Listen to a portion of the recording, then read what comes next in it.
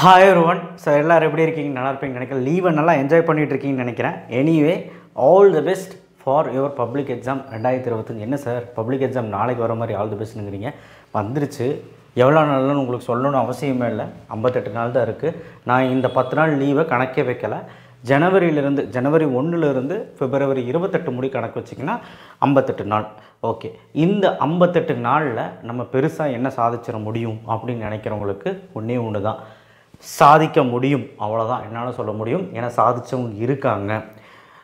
So கண்டிப்பாக வந்து யாரெல்லாம் 300 மார்க் எடுத்துகிட்டு இருக்காங்களோ அவங்களால 500+ எடுக்கக்கூட முடியும். அண்ட் ஆல்சோ யாரெல்லாம் 200 மார்க் எடுத்துகிட்டு இருக்காங்க 10th ஸ்டாண்டர்டில் அவங்களாம் 400 மார்க் கூட எடுக்க முடியும். ஸோ கட்டாயமாக நீங்கள் ஜனவரி பிப்ரவரி உழைப்பை போட்டிங்கன்னா ஜெயிச்சிடலாம். சரி, இப்போது 2 பிரச்சனையை பற்றி பேச வந்திருக்கேன்.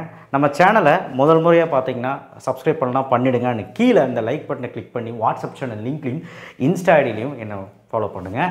அண்ட் வாட்ஸ்அப் சேனல் லிங்க்கில் ஜாயின் பண்ணுறது ரொம்ப முக்கியம். என்னென்னா 2 பிரச்சனை என்னென்னா, revision exam. First revision exam பேசிடுறேன். அப்புறம் இந்த ஆஃப் இயர்லி எக்ஸாமோட லீவில் பிளான் கொடுக்குறதா வேணாமான்னு சொல்லிட்டு லாஸ்ட்டில் நான் சொல்கிறேன். ஏன்னா ஆஃப் இயர்லி லீவில் நீங்கள் ஜாலியாக இருக்கணுமா இல்லை இருக்கக்கூடாதான்னு நான் முடிவு எடுக்கிறது, நீங்கள் தான் முடிவு எடுக்கணும். பிளான் சொல்கிறது என் கடமை. பிளான் சொல்லாதது ஒரு சிலருக்கு பிடிக்காது. என்னடா இவன் இப்போ தான் ஆஃப் இயர்லி முடிஞ்சு உடனே பிளானோட வந்துட்டான். ஒரு சிலருக்கு ஸ்கூல் இருக்காமா, அது என்னென்னு எனக்கு தெரியல. எனிவே என்னமோ ஒன்று, அந்த ஆஃப் இயர்லி லீவ் முடிஞ்சு கொஞ்சம் ரிலாக்ஸேஷனாக இருக்கும்னு நினைப்பீங்க. ஆனால் நமக்கு டைம் ரொம்ப கம்மியாக இருக்குது. இருந்தாலும் படிக்கணும்னு நினைக்கிறவங்க அந்த ஷெடியூலை ஃபாலோ பண்ணலாம். நான் கடைசியில் கொடுக்குறேன், அதை பற்றி அப்புறம் பேசுகிறேன். இப்போது ரிவிஷன் எக்ஸாம் ஸ்டார்ட்ஸ் 2 ஜனவரி. அது என்ன சார் 2 to 6 ஜனவரி அப்படின்னா 2ஆம் தேதியிலேருந்து 6ஆம் தேதிக்குள்ளே எல்லாத்துக்குமே ரிவிஷன் எக்ஸாம் ஸ்டார்ட் ஆயிரும். இப்போ கோயம்புத்தூர் டிஸ்ட்ரிக்ட் ஓவரால் தமிழ்நாட்டில் கவர்மெண்ட் வைக்கக்கூடிய ரிவிஷன் எக்ஸாம் டிஸ்ட்ரிக்ட் வைஸ் வைக்கிறாங்க. அப்போ ஒரு டேட் மாறலாம். ஆனால் எனிவே 6ஆம் தேதிக்குள்ளே வந்துடும். 6ஆம் தேதி தான், ஜனவரி 6ஆம் தேதி தான் ரிவிஷன் எக்ஸாம் ஸ்டார்ட் ஆகுது கோயம்புத்தூர் டிஸ்ட்ரிக்ட். ஸோ அந்த மாதிரி பல்வேறு டிஸ்ட்ரிக்கும் 6ஆம் தேதி தான் ஸ்டார்ட் ஆகுது. ஆனால் ப்ரைவேட் ஸ்கூல்ஸ்க்கெல்லாம் 2ஆம் தேதி ஸ்டார்ட் பண்ணுறாங்க. ஸோ அப்படி வச்சு சில ஸ்கூல் ஒரு நாள் கேப் போட்டு பொங்கல் லீவுக்குள்ளே முடிக்கிறாங்க. இந்த ப்ரைவேட்டாக இருக்கிறவங்க. கவர்மெண்ட்டாக இருக்கிறதுக்கு என்ன டைம் டேபிள் வந்திருக்குன்னா நமக்கு, அதாவது ஜனவரி 22 பிஃபோரே வந்து பார்த்திங்கன்னா இந்த டைம் டேபிள் முடியுது. 22 முடி இழுக்குது. அப்போ கிட்டத்தட்ட ஜனவரி ஓப்பன் ஆனோடனே ரிவிஷன் எக்ஸாம், அப்புறம் 22ஆம் தேதி முடியுதுன்னா நம்ம எங்கே போய் புதுசாக படிக்க முடியும்? இப்போது என்னுடைய கேள்வி என்னென்னா, ரிவிஷன் எக்ஸாம் முக்கியமா அப்படின்னு கவர்மெண்ட் கிட்ட கேட்கல, உங்கள் மனசில் உங்ககிட்ட கேட்குறேன், உங்கள் மைண்டுக்கிட்ட கேட்குறேன். என்னென்னா ரிவிஷன் எக்ஸாம் முக்கியமானு தெரிஞ்சுக்கோங்க. ஒன்று தெரிஞ்சுக்கோங்க, ரிவிஷன் எக்ஸாம் யார் எழுதுனா நல்லாயிருக்கும் அப்படின்னா, ஹாஃப் இயர்லி எக்ஸாமில் பூர்த்தியாக நான் ஃபுல் போர்ஷன்ஸ் படிச்சுட்டேன். நான் வந்து ஒரு 500 530க்கு மேலே எடுத்துருவேன். 10th இருந்தால் 450 கிட்ட எடுத்துருவேன். நான் கொஞ்சம் போர்ஷன்ஸ் தான் படிக்கணும். கொஞ்சம்னா ஒரு 90% 85% போர்ஷன்ஸ் முடிச்சுட்டேன். ஒரு 2-3 லெசன் மட்டும்தான் நான் கம்ப்ளீட் பண்ணலை. அதுதான் இந்த லீவில் கம்ப்ளீட் பண்ண போகிறேன் அப்படிங்கிறவங்களுக்கு சூட்டபிள். ஆனால் அறகுறையாக படித்தவன், இம்பார்ட்டன்ட் கொஸ்டின் மட்டும் நம்பி படித்தவன், அண்ட் ஆல்சோ 2ஆவது வந்து பார்த்திங்கன்னா லெசன்ஸ் ஸ்கிப் பண்ணி படித்தவங்க, கொஸ்டின்ஸை ஸ்கிப் பண்ணி படித்தவங்க, இவங்க எல்லாருமே இனிமேல் தான் நம்ம படிக்க ஆரம்பிக்கணும். அண்ட் டைம் ரொம்ப கம்மியாக இருக்குது. நீங்கள் இந்த ஒரு 10 நாளில் படித்து திரும்ப ஒரு ஃபுல் போர்ஷன் எக்ஸாமை எழுதுறது பாசிபிலிட்டியே கிடையாது. அதுக்காக நான் வந்து ரிவிஷன் எக்ஸாம் வைக்க வேண்டாம், ரிவிஷன் எக்ஸாம் எழுத வேண்டாம்னு யாரையும் சொல்ல. நீங்கள் போய் எழுதுங்க, அட்டன் பண்ணுங்கள். ஏன்னா அட்டண்டன்ஸ் முக்கியம். அட்டண்டன்ஸ்னால் ஏன்னா ஸ்கூலுக்குன்னு ஒரு க்ரைட்டீரியா இருக்குது, அவங்க எதாவது சொல்லுவாங்க. ஸோ அதனால் நம்ம போய் எழுதிடலாம், ஒரு பிரச்சனையும் இல்லை. ஆனால் கான்சென்ட்ரேட் பண்ண வேண்டாம். இது சார் கான்சென்ட்ரேட் பண்ண வேண்டாம், ஐயோ ஜாலி அப்படின்ட்டுலாம் கிடையாது. முடிஞ்ச அளவுக்கு பாஸ் பண்ணுறதுக்கு போய் எழுதுங்க, அவ்வளோதான். தவிர உங்களுடைய பப்ளிக் ப்ரிப்பரேஷன் தான் அதிகமாக இருக்கணும் நான் நினைக்கிறேன். நான் ஏதாவது தப்பாக சொல்லியிருந்தேன், ஒரு சிலருக்கு பிடிக்காது. ஆனால் இது உண்மையான விஷயங்க. நீங்கள் ரிவிஷன் எக்ஸாம் ஒன்றுமே படிக்காதவங்க எவ்வளோ பேர் இருக்கான்னு தெரியுங்களா? 10th 11th 12th அவன் எல்லாருமே இந்த லீவ்லேருந்து தான் ஸ்டார்ட் பண்ணணும். அண்ட் ஆல்சோ இந்த ஜனவரியில் தான் படிப்பான்.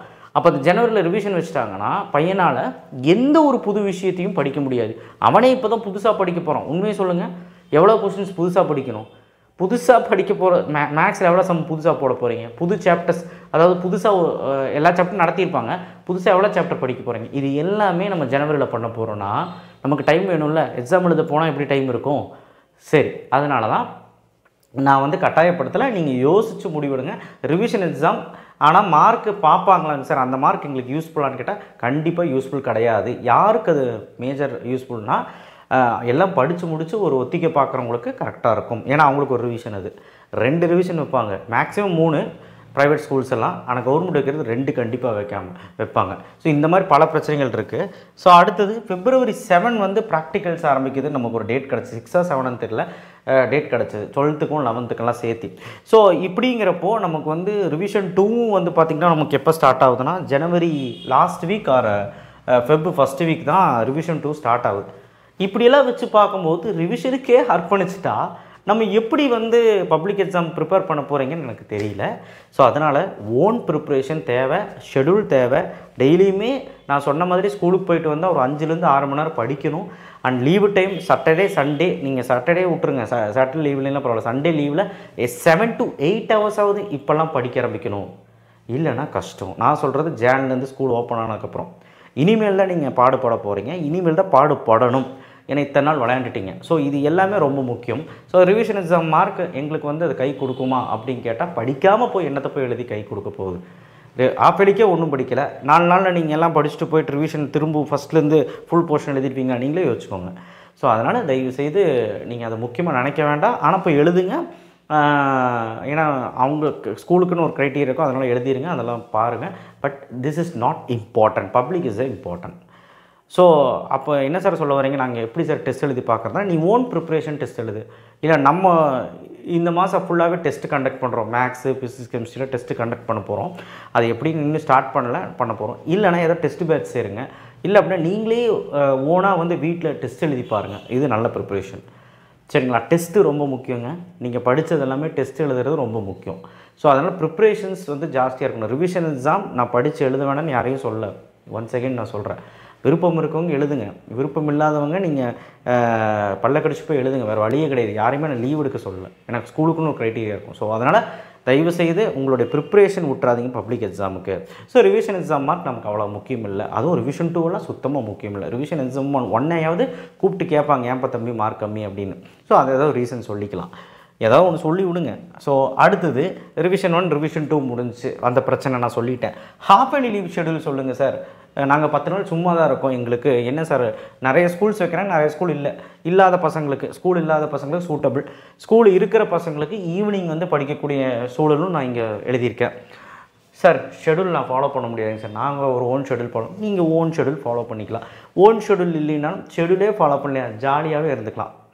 அது உங்கள் இஷ்டம்.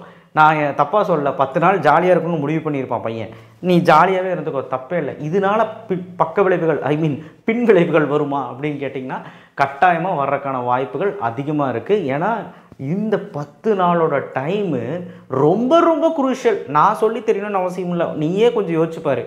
வெளியில் நமக்கு 2 மாதத்தில் ரிவிஷன் 1 வேறு போகணும், ஸ்கூலுக்கு போயிட்டு வரணும், வீட்டுக்கு வந்து 4 மணி நேரம் 3 மணி நேரம் கூட டைம் இருக்காது, சாப்பிடணும், தூங்கணும், எல்லாமே பண்ணணும். நமக்கு கூட்டி கழித்து பார்த்தா 20 நாள் கூட டைம் இல்லை. 2ஆவது ரிவிஷன் 2 வருது, 10th ரிவிஷன் 3 வரைக்கும் இருக்குது, மார்ச் முடி. ஸோ எப்படி பார்த்தாலுமே அந்த 10 நாள் 18 நாள் தான், 15 நாள் தான் ப்ரிப்ரேஷனுக்கே டைம் இருக்குது, ஒழுக்கமான ப்ரிப்ரேஷனுக்கு.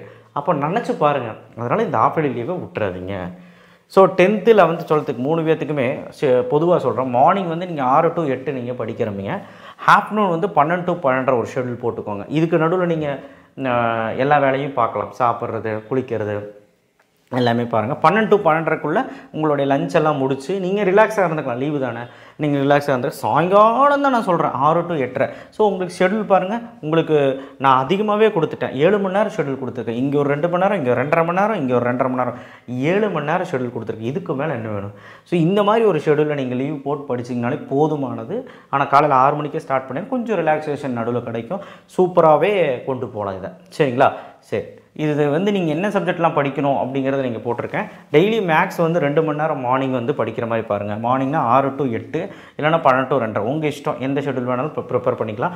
இந்த 10 நாள் 31ஆம் தேதி முடி 1ஆம் தேதி வரைக்கும் நீங்கள் 2 மணி நேரம் மார்னிங் வந்து மேக்ஸ் கட்டாயமாக நீங்கள் 10th இருந்தாலும் சரி, 11th இருந்தாலும் சரி, 12th இருந்தாலும் சரி படிச்சுருங்க. ஃபிசிக்ஸு கெமிஸ்ட்ரி ஆல்டர்னேட்டிவ் டேஸ் நான் சொல்கிறது 11th 12th இது. ஃபிசிக்ஸு கெமிஸ்ட்ரி ஆல்டர்னேட்டிவ் டே. இப்போ நாளைக்கு ஃபிசிக்ஸ் ஆரம்பிக்கும் அப்படின்னா நாளைக்கு கெமிஸ்ட்ரி. ஒரு வேளை 12 to 2:30 வந்து நான் ஃபிசிக்ஸ் படிக்கிறேன்னா திரும்பவும் 6 to 8:30 நீங்கள் ஃபிசிக்ஸ் படிக்கலாம். சரிங்களா? ஒன்றும் தப்பு இல்லை. ஒரு 4 மணி நேரம் ஃபிசிக்ஸ் எல்லாம் படிச்சிங்கன்னா நீங்கள் லீவுக்குள்ளே ஒரு 4 யூனிட் முடிக்கலாம். அதே மாதிரி தான் கெமிஸ்ட்ரியும் ஒரு 5 யூனிட் 6 யூனிட் பக்காவாக முடிக்கலாம். ஓகே, அடுத்த பயாலஜி சிஎஸ் பார்த்தீங்கன்னா சாட்டர்டே சண்டே, ஒரே ஒரு சாட்டர்டே சண்டே இந்த வாரம் தான் கிடைக்கும்னு நினைக்கிறேன், அடுத்த வாரம் வராதுன்னு நினைக்கிறேன். ஸோ அந்த சாட்டர்டே சண்டே எஃபெக்டிவாக யூஸ் பண்ணி இந்த ஃபுல் டைம் மேக்ஸ் அன்றைக்கி வேண்டாம், பயாலஜி மட்டும், அதாவது கம்ப்யூட்டர் சயின்ஸ் பயாலஜி மட்டும் சாட்டர்டே சண்டே ஃபுல்லாக நீங்கள் வந்து கோ த்ரூ பண்ணுங்கள்.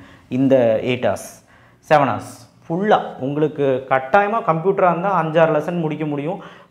பயாலஜியாக இருந்தால் பாட்னியில் ஒரு 3 லெசன், ஜுவாலஜியில் ஒரு 3 லெசன் கட்டாயமாக உங்களால் முடிக்க முடியும். சரிங்களா, ட்ரை பண்ணலாம். 10th ஸ்டாண்டர்ட்னா சயின்ஸு சோசியலு ஆல்டர்னேட்டிவ் டேஸ், டெய்லியும் மேக்ஸ் 2 மணி நேரம், சயின்ஸு சோசியல் மட்டும் நீ ஆல்டர்னேட்டிவ் டேஸ். உனக்கு சண்டே சாட்டர்டேலாம் பயாலஜிலாம் கிடையாது, தமிழெல்லாம் நீங்கள் வந்து இங்கிலீஷெல்லாம் அப்புறம் பார்த்துக்கலாம், டைம் இருக்குது. ஸோ அதனால் நீங்கள் எல்லா நாளுமே மார்னிங் வந்து மஸ்ட்டு மேக்ஸ் போட்டுரு, சயின்ஸு சோசியல் ஆல்டர்னேட்டிவ். இப்போ நாளைக்கு சயின்ஸ் படிச்சுன்னா நாளானைக்கு சோசியல் படி. உதாரணத்துக்கு காலையில் வந்து 6 to 8 வந்து மேக்ஸ் படிக்கிறீங்க அப்படின்னா 12 to 2:30 சயின்ஸ் படி, 6 to 8:30 சயின்ஸ் படி.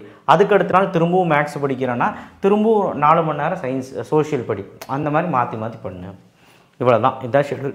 இந்த ஷெடியூல் யாரெல்லாம் ஃபாலோ பண்ணுவீங்கன்னு தெரியாது, இல்லை நீங்களே ஒரு ஷெடியூல் போட்டு பண்ணுங்கள். ஸோ இது எல்லாமே நன்மைக்கு.